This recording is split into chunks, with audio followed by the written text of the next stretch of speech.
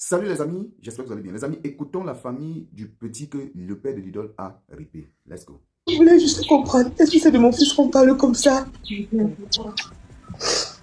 que c'est de mon fils qu'on parle comme ça partout sur le net?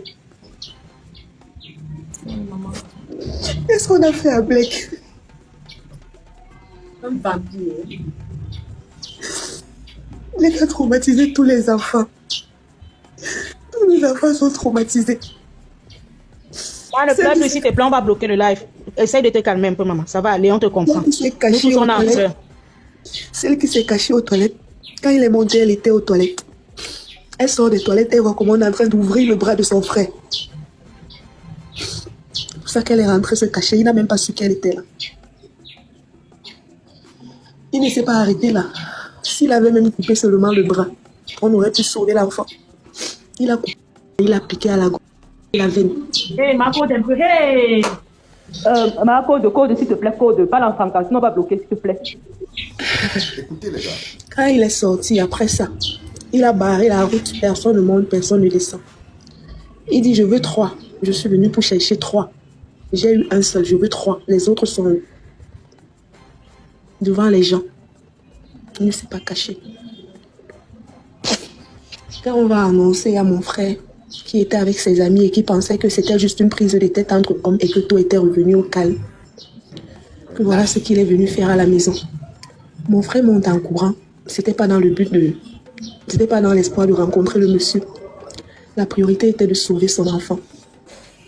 Mon frère se retrouve en train de se battre avec le monsieur parce que quand il tamponne le monsieur est en train de crier, je veux les deux autres. Déjà, il se vantait, il n'avait pas de remords, il n'était même pas conscient de l'acte qu'il venait de poser. Comme ça que mon frère le prend sous la colère et mon frère le roule des coups. La première chose qu'il a vue en face de lui, c'était la bouteille. Et c'est cette bouteille-là qu'il a cognée sur la tête. Avant que le quartier ne sorte pour lui donner un coup de main. L'enfant s'est battu. L'enfant s'est battu. Il a eu la force de sortir de la maison. Il est descendu les escaliers. Il montait en courant parce qu'il sait que en route, il y a la boutique de sa mère. Même si sa mère n'est pas là, il y a les filles qui travaillent là-bas qui peuvent l'aider. L'enfant courait, il pleurait, il demandait de l'aide. Il s'est écroulé. Quand nous sommes arrivés avec l'enfant à l'hôpital, on n'a pas pu le sauver. Même une seringue, même une injection, on n'a pas pu. Il s'est tellement battu. À son petit âge, il a refusé d'accepter. L'enfant s'est battu. Si son frère n'était pas allé se bloquer dans la chambre, son frère aurait subi le même sort. Tout le quartier parle de ce monsieur. Tout le quartier qui ne le connaît pas. 24 sur 24 dans les bars. C'est quelqu'un que quand il te salue même, pour rien, tu ne réponds pas, ce sont les problèmes. Mon frère lui a dit, je ne veux pas. Je ne veux pas. Blake, je ne veux pas. Te voilà, Blake, je ne veux pas. Le gars a insisté, il incriminait mon frère. Et c'est comme ça que mon frère lui dit, c'est la même chose que tu as fait avec ministre. Et tu as fini par le tuer. Je ne veux pas. Palumben, excusez-moi. Marco, pas l'enfant, pardon, pas Quand l'enfant. mon frère lui dit ça, il se lève, il lui donne le coup de poing imprimé au bas. Mon frère ne se laisse pas, c'est un homme. Entre eux les hommes, ils se retrouvent en train de se battre. Le quartier a séparé. Tout le monde savait que c'est fini. Entre hommes, on peut se déchirer, mais après, on passe à autre chose. Si mon frère est resté avec ses amis, continuer à faire ce qu'il faisait, c'est parce qu'il savait que les problèmes sont finis. Personne ne pouvait imaginer ce que cet homme avait prémédité dans sa tête. Personne. Et il s'est tellement vanté de l'acte qu'il avait posé. Il n'avait aucun remords. Il n'avait aucun remords. Quand il s'est levé à l'hôpital, il n'a pas essayé de... Je ne sais pas. Il a juste voulu s'échapper. Il n'a aucun remords. Aucun. Il n'est pas à son premier forfait. À la brique, il a fait pareil. Il avait fui la brique pour Ngouaikele parce qu'il avait commis le même truc là-bas. Il est venu se cacher à Ngouaikele, nous l'avons accepté. Cet enfant est né sous ses yeux. C'est un enfant qu'il a porté. C'est un enfant qu'il voyait tous les matins. Ce n'est pas un inconnu.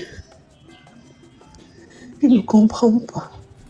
Quand il a regardé le visage de cet enfant innocent, même si la colère l'avait poussé à le faire sur le bras, tu prends le courage pour lever le truc une deuxième fois et placer sur la gorge. C'est quelle cruauté!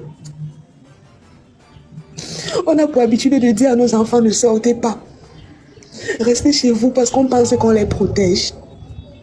Est-ce que maintenant on doit dire aux enfants, on doit les attacher sur les dos quand on veut sortir parce qu'on a peur du voisinage? Qu'est-ce qu'il faut faire? J'ai grandi avec l'idole. Dans ce quartier, nous avons grandi ensemble. Écoutez bien cette partie-là. Je lui ai fait le message hier, que je suppose que tu es au courant de ce que ton père vient de nous faire. Jusqu'à présent, il ne m'a pas répondu. Vous avez écouté? Mon mari l'a appelé. Il n'a pas décroché. Vous avez entendu ça? De quelle excuse on parle? De quelle excuse on parle? À quel moment ces excuses vont nous ramener notre enfant? Qu'est-ce qu'il a fait? Il n'avait que 6 ans. Il était à la grande section. Je n'étais qu'un enfant.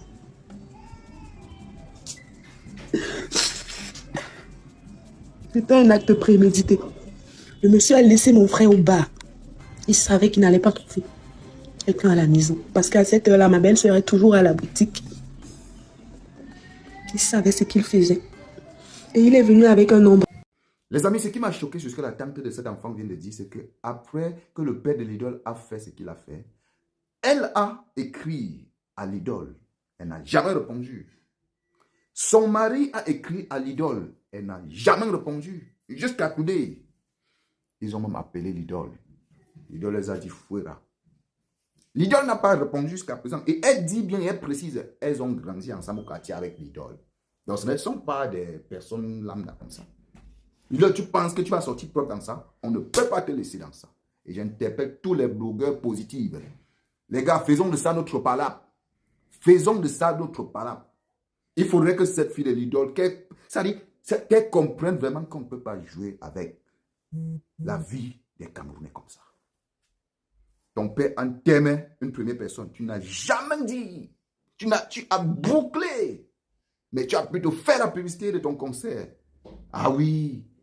Parce que, voilà, vous en foutez de la vie des Camerounais. Ce qui vous intéresse, c'est ce qui va entrer dans vos poches. On va voir certains Camerounais qui n'ont plus d'humanisme sur leur cœur venir dire que l'idole n'a rien à y voir dedans. Ils laissent de soutenir la famille qui est endeuillée en ce moment, mais ils soutiennent plutôt l'idole. À quel moment vous avez même, ça dit, vous restez comme ça, l'être humain à sa place dans vos cœurs même. L'idole, tu ne peux pas t'en sortir dans ça. J'appelle encore une fois de plus tous les blogueurs, tous les influenceurs, vidéomans positifs. Faisons de ça notre problème. Faisons de ça, l'idole, le sang de l'enfant, là, le sang humain est déjà dans ta famille que vous avez versé. Et vous ne pouvez pas vous échapper. L'enfant là va vous hanter. Et on va faire le travail des réseaux sociaux. Vous avez la malchance qu'aujourd'hui, nous avons tous les réseaux. Nous avons tous les applications dans nos téléphones. On va faire de ça notre problème. Si les Camerounais sont devenus pour vous des objets, je ne sais pas, des objets de sacrifice, vous allez mettre stop à ça. C'est une obligation, c'est impératif même. Les amis, partagez la